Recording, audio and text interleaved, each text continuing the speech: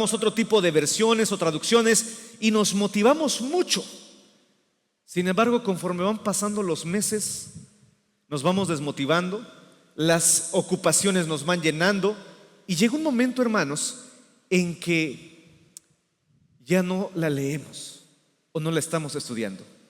Pero, ¿cuál es la razón fundamental por la que el cristiano debe leer su Biblia?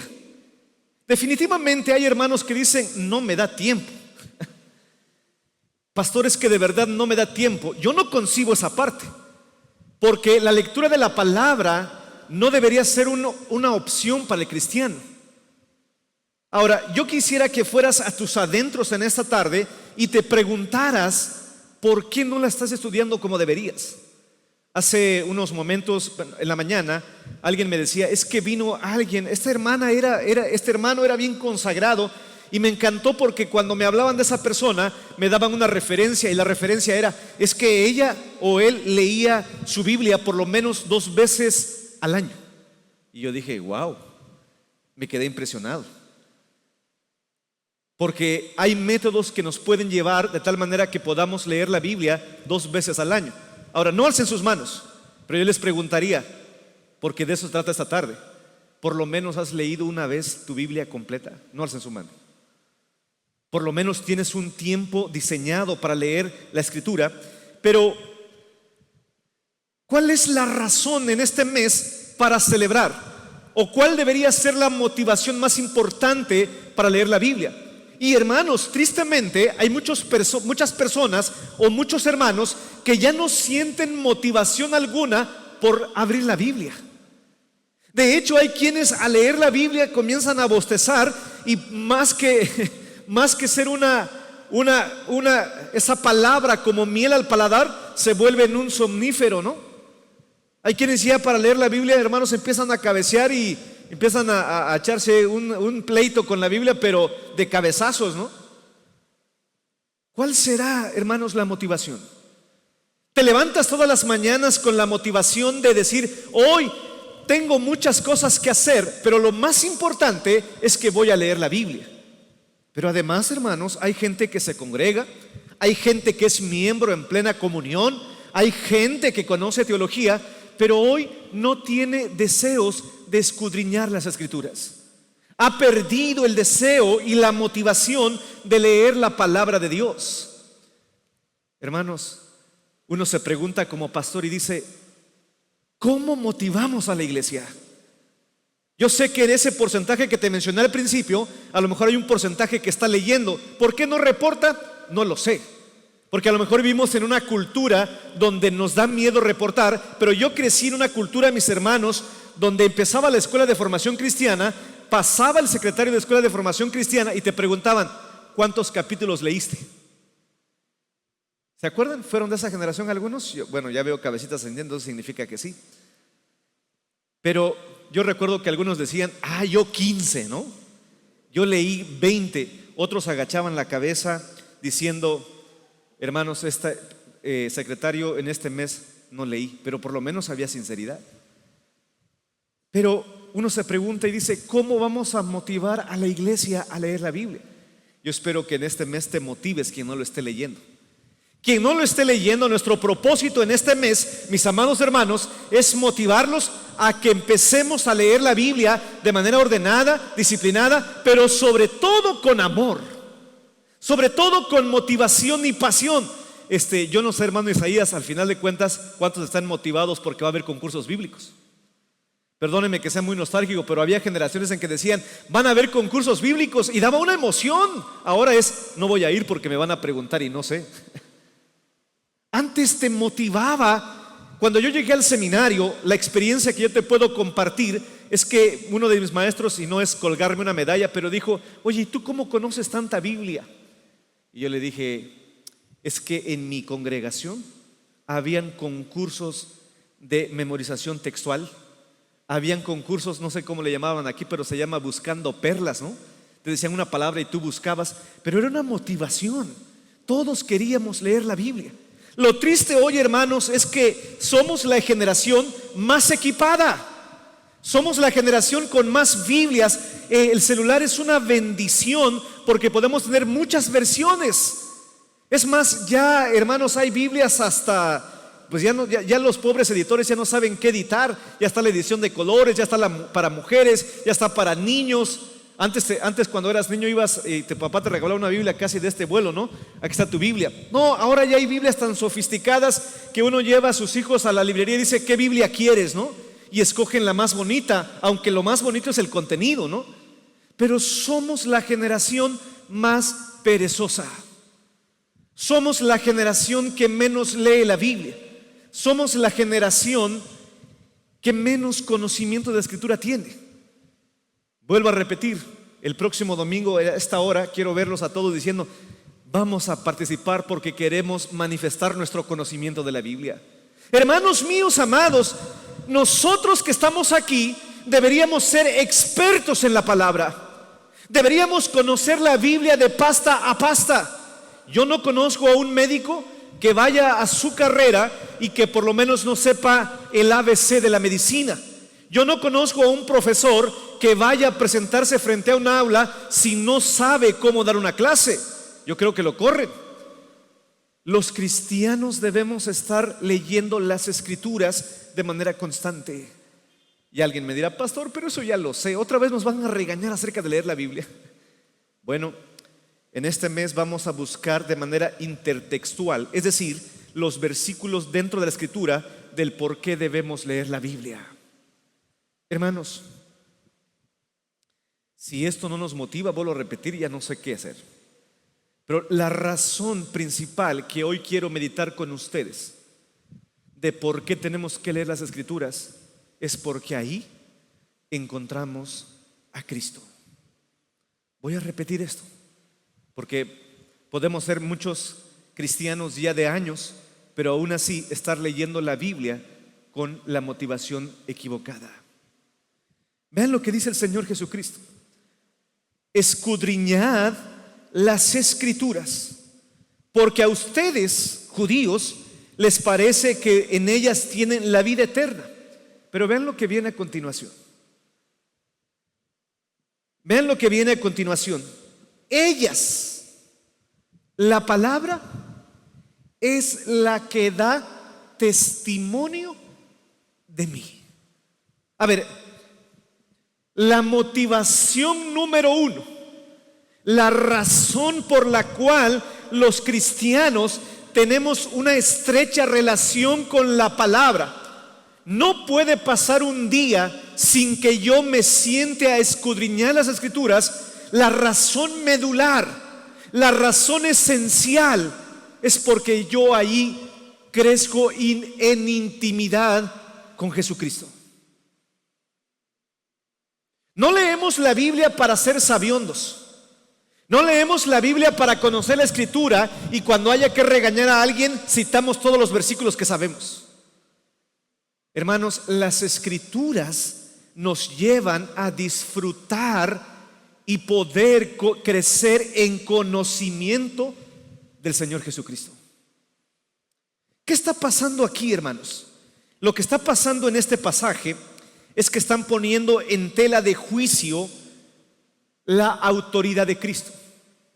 Había un lago interesante que no es el propósito del pasaje, pero dice que bajaba un ángel y cuando el ángel tocaba ese lago, la primera persona que tocaba el agua, cuando el ángel tocaba y hacía este movimiento, el agua era sanada.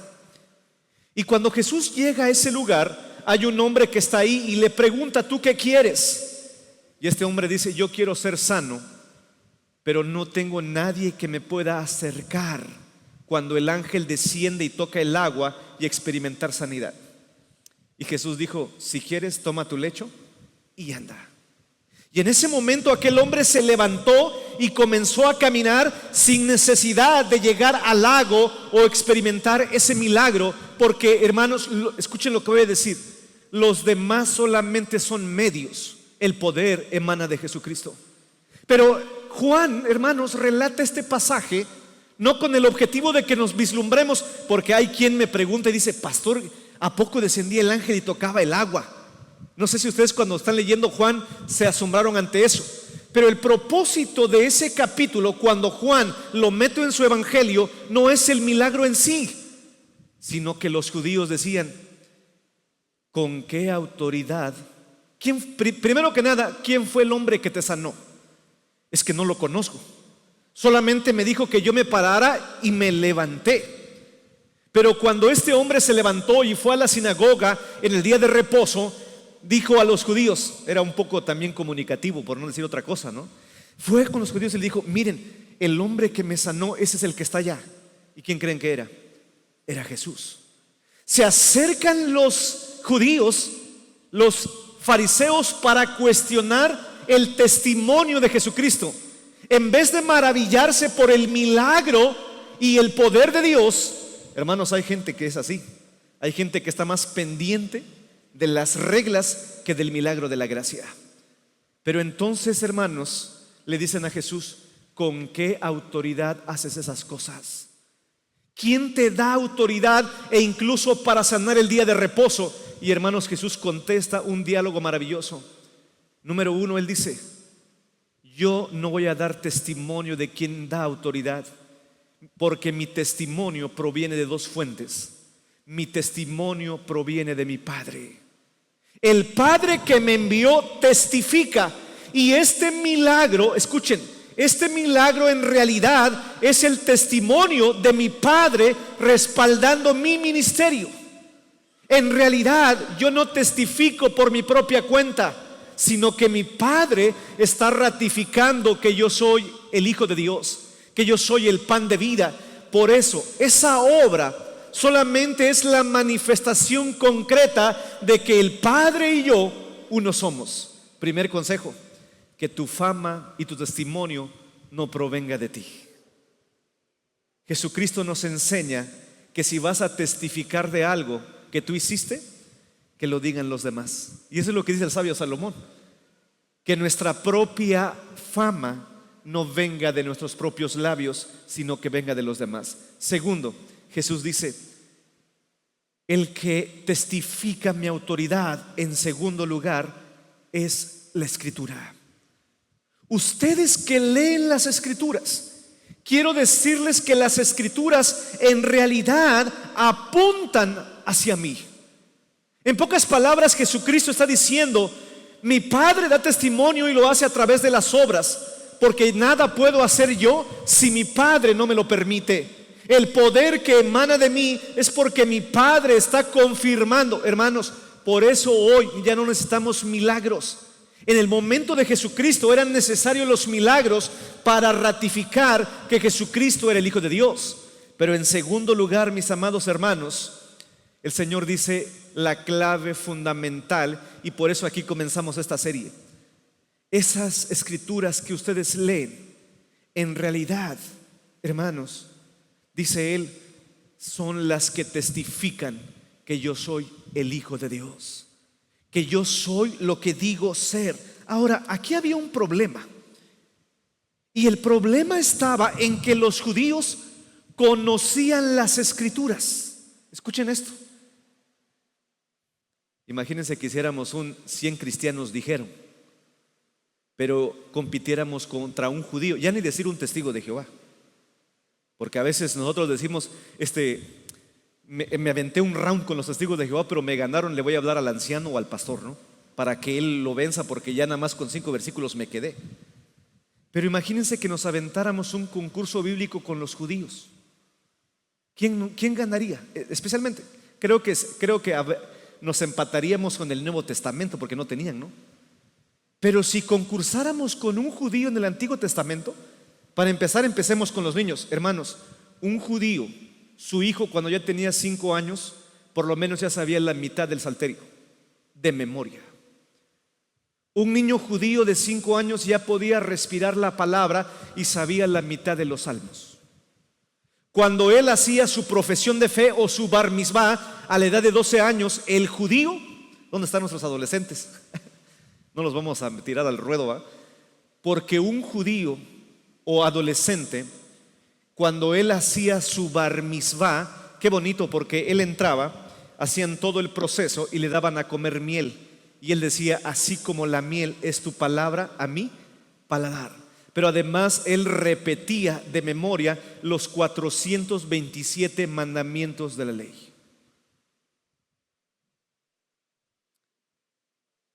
Por un lado, es una motivación para nosotros, que debemos conocer las Escrituras, que debemos manejar las Escrituras. Sin embargo, aquí hay un problema, y el problema es que el Señor le dice: escudriñad las Escrituras porque ustedes creen que ellas dan la vida eterna. Es decir, ellos leían la Biblia, conocían las Escrituras, pero no habían experimentado transformación. Un judío rechazó a Jesús, pero la pregunta es: ¿por qué? Si conocía la Escritura, si conocía la Biblia. Hermanos, porque ellos creían que en sí mismo la Biblia daba salvación. Hermanos, la palabra de Dios en sí misma nos salva. Los judíos, hermanos, habían llegado a considerar la Biblia como amuleto. Creían que por leer, conocer y saber la Biblia, ellos ya eran salvos. Y no funciona así. Hermanos, hay gente que cuando tú entras, no sé si porque llega el pastor, pero ahí donde está la sala principal está una Biblia grandota abierta, ¿no? O en su buró, los más, ahí a un lado su Biblia, ¿no? Y decía la más grande. Pero no funciona de nada si nada más está la Biblia ahí. No funciona si nada más la tengo como un lujo. O hay quienes me he topado en conferencias de hermenéutica que dicen: yo no me atrevo a rayar la Biblia, es sagrada. Yo ni siquiera la voy a poner ahí un marcatexto. No es así, hermanos.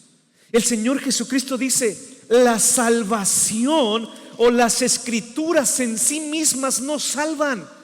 Sin embargo, Jesús nos dice la clave fundamental: las Escrituras en realidad son el testimonio de Jesucristo.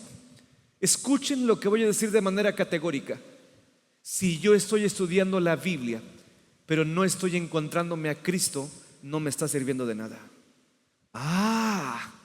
Con razón hay mucha gente que puede leer la Biblia y seguir siendo la misma después de muchos años. Con razón hay mucha gente que puede decir el Salmo 119, ¿no? Pero sigue teniendo el mismo carácter incontrolable y no cambia. ¿Por qué? Porque las Escrituras, hermanos, su función principal es que yo me encuentre con la persona que transforma, cambia y llena, y se llama Jesucristo. Hermanos, el Señor dice: las Escrituras en sí mismas no salvan, pero lo que les está diciendo a los judíos es que cambien su forma de leer, que cambien su forma de llegar a la palabra, porque en realidad la palabra es el medio donde yo crezco en intimidad con Cristo. Es donde yo puedo crecer en la gracia y el conocimiento del Señor Jesucristo. Y hermanos, me encanta lo que viene a continuación: y no queréis venir a mí. Lean conmigo por favor el versículo 40 todos. Juan 5:40. 1, 2, 3. Más fuerte, con motivación. 1, 2, 3.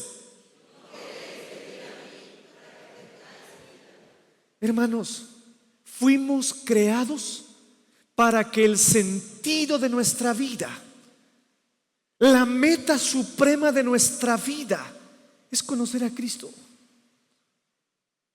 Hermanos, el cristianismo se reduce a una fórmula sencilla: conocer a Jesucristo. Juan 17:3. Si lo quieren poner, chicos, lo voy a decir. Y esta es la vida. Bueno, ahí está. Qué rápida la tecnología. Me ganó. 1, 2, 3.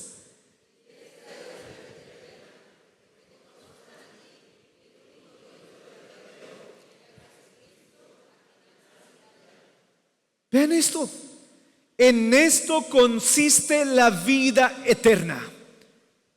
Y me encanta porque la palabra conocer, hermanos, muchos en aquel día, yo no sé si ustedes ya están preparando para el gran banquete, ¿no? Pero aquel gran banquete van a haber grandes sorpresas. Porque habrá gente que tú decías, ese ya tiene 2 pies en el cielo. Pero el Señor les dirá, no los conozco. Porque aquí no es cuánta teología, doctrina y Biblia conozcas.